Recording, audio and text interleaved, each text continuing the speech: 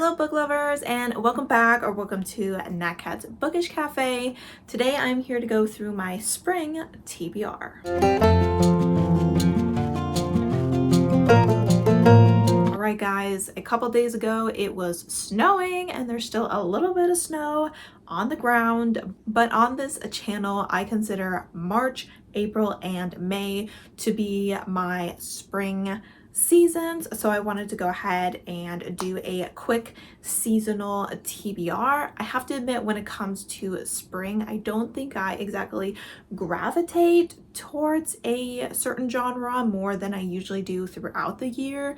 I feel like maybe fall is really the only season where I may read more of one genre than usual, but I still love to do a seasonal TBR. So I took a look at my books on my shelves. I wanted to make sure I only pulled from my physical TBR to increase my chances of success, and I selected 6 books that I would like to get to in the next 3 months. I used to do, I believe, 10 books, but I decided to decrease it to 6 because that gives me an average of 2 per month. While doing 10, I usually only select 5 books a month for my TBR, and if I have 10 books in a 3-month period, that already encompasses 2 whole months worth of TBR books. So it was just too many books, and I just want to be a little bit easier on myself. They are a variety of books here because I, like I said, am not gravitating towards a certain genre more than usual. We have some contemporary romance, we have some sci-fi, and we have some fantasy to go through. So without further ado, let's go ahead and jump into the first book. The first book is going to be the sci-fi, and it's going to be the book that if I don't read it in the next 3 months, I may just quit this channel, because honestly, the fact that I haven't read this book yet is starting to piss me off a little bit. I'm like, Natalie, what are we doing here? And that is Project Hail Mary by Andy Weir. This is the last book from my 5-star prediction video. I don't remember when I filmed that video because it's been so long ago. It might have even been like towards the summertime of 2023. It has been a ridiculously long time that I've been intending to read this book that I really think I will love. And once again, it made it onto some people's favorite books of the year, so it continues to be a well-loved sci-fi. Andy Weir is an author I have enjoyed in the past. I read The Martian, gave it 4.5 stars, and I think I will like this one even more. We seem to be following a man who wakes up in space. He doesn't know who he is, he doesn't know where he is, what the heck is going on. He's all alone, and then he receives the message that he needs to accomplish some sort of task to save the world, which is probably a pretty heavy burden for a very confused man. I also hear that there is a sidekick of sorts, maybe a little alien, a little robot of sorts that everybody absolutely adores. So I just feel like this book is going to have everything that I loved in The Martian, but possibly a little bit more plot and slightly faster pacing, which I think will really make me enjoy it even more. Up next, we have a book that I selected honestly primarily because of the cover, and that is Bloom by Delilah Dawson. Obviously, we have flowers on the cover. In spring, the flowers start blooming, and this is a very short book, so I definitely should be able to get through it relatively quickly. I believe this is a sapphic story that is considered cozy horror. Now, I don't know if it actually is cozy horror or if I have just created that title for it because of what I've heard about it. It is supposedly rather cozy in the beginning, and then things go downhill from there. I believe in this book we have a woman who goes to the farmer's market, and there she spots a woman at a stand who is selling, I don't know, candles, homemade soap, something along those lines, and she is absolutely infatuated with her from the very beginning, and she, I don't think, has ever felt this way about a woman before, so she's kind of surprised that she has these feelings for her, but they start a relationship. Everything seems to be going great until things are not going great. So I'm super excited to get to this one, hopefully in the next 3 months. Book number 3 is one of the contemporary romances, and that is Love Theoretically by Ali Hazelwood. I finally finished the trilogy of novellas of Loath to Love You, I believe it was called, in January, and I am very excited to be getting back to her full-length novels. Now this one I may wait until like April or May to read, because I do like to give a few months in between her works, just because I understand that she is an author who writes semi-similar stories to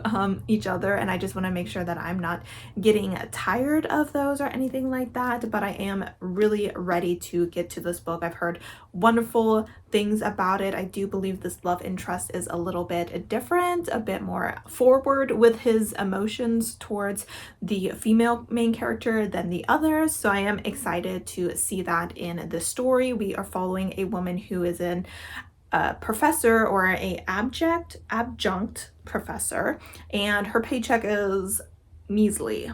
You know, she's broke, and so to earn extra money, she acts as a fake girlfriend for certain people. And one of her favorite clients, it turns out his older brother, is on the board that will decide if she gets her dream job or not. And it also seems like this man has a negative history with the professor that she works for, and that he doesn't really take theoretical physicists all that serious, and that is what our character is. But obviously a romance develops between the two of them, so I am very excited. I have loved all of Ali Hazelwood's books, even though I didn't have the greatest time with the novellas, but that's just because I'm not a huge novella girly. But that's why I'm so excited to get to a full-length novel, because I'm sure it'll be either 5 stars or like 4.5 at the lowest. And the second contemporary romance I want to get to is Twisted Love by Anna Huon, and I just want to become a fan of this author. I want to give her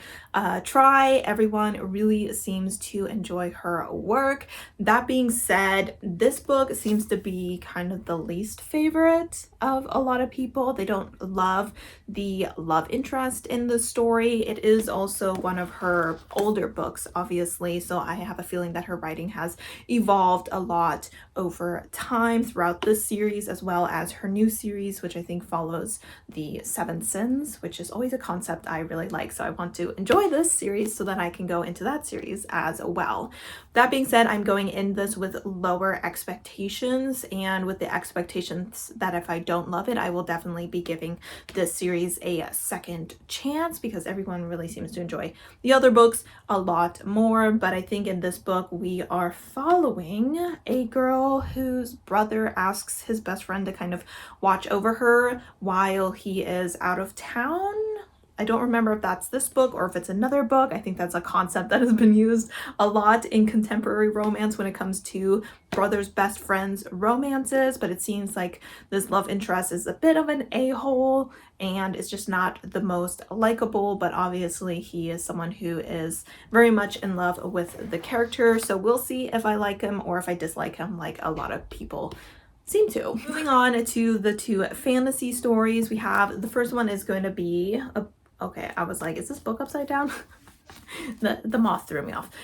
Strange the Dreamer by Laini Taylor, and this is a book that has been on my TBR for a very long time, and I have been procrastinating at getting to it, but I would really like to go ahead and try and get to it in the spring. It's just giving spring vibes. Maybe it's because every time I see fan art for it, like this girl, she's like blue and it's just giving fae vibes. I don't know if they're fae. I don't really know anything about this other than we're following a guy named Jonathan Strange, and he is fascinated with this town called Weep that seems to have been erased from all the maps. However, one day people from that town show up at his front door and ask him to come to help them with something. I don't know what. So I kind of want to do a spoiler-filled vlog with this book, just because it seems like one of those books where it's really hard to talk about it without giving any sort of spoilers. So that's something I may do. I've never really done a spoiler-filled vlog, so this will be my first experience with it, and we will see how it goes. And the final book on this list is a standalone fantasy, which we love to see because we want to keep those series numbers under control, and that is Master of One by Jada Jones and Danny Bennett, and I believe that they are a married couple. Here we have them in the background, two lovely ladies, and this is, I believe for sure, a fae story. We are following this boy right here, and or I should say man, I'm assuming, and he is a thief, and one day he gets caught by the wrong people, and I believe there is a evil wizard who tells him that if he steals a very important artifact for him, he will kind of let him off the hook for his thievery. And so he sets out on this quest to find the artifact, and he finds out the artifact is this dude. So it's a grown man and not like a goblet or anything along those lines. And as he's traveling along with this fae prince, they start to develop feelings for each other, and I believe they also need to make plans on how to stop this evil wizard. This is a book I feel like I haven't heard too much about, and when I have heard about it, it's kind of like mid ratings, so my expectations for it have lowered over the years since I first put this on my TBR, but I do want to go ahead and give it a try, and I feel, you know, something about spring just reminds me of fae, because no matter how many dark fae kings and princes the internet throws my way, a fairy will always be, you know, dainty with a little flower cap on its head and just give spring vibes. Not that this guy with his stitched mouth or X's next to his mouth is really giving spring, but it is what it is. I'm gonna read it. I'm gonna try and get to it in the next 3 months. All right, guys, so these are the 6 books that I'm hoping to get to here in the next 3 months. I would love to know if you have read any of these and what you thought of them, which ones I should be prioritizing. I would also love to know what books you are planning on reading in the next 3 months for the spring season. If there is a specific type of book that you're drawn to most around this time of year. And as always, thank you so much for supporting my channel by watching my videos, and I hope to see you next time. Bye!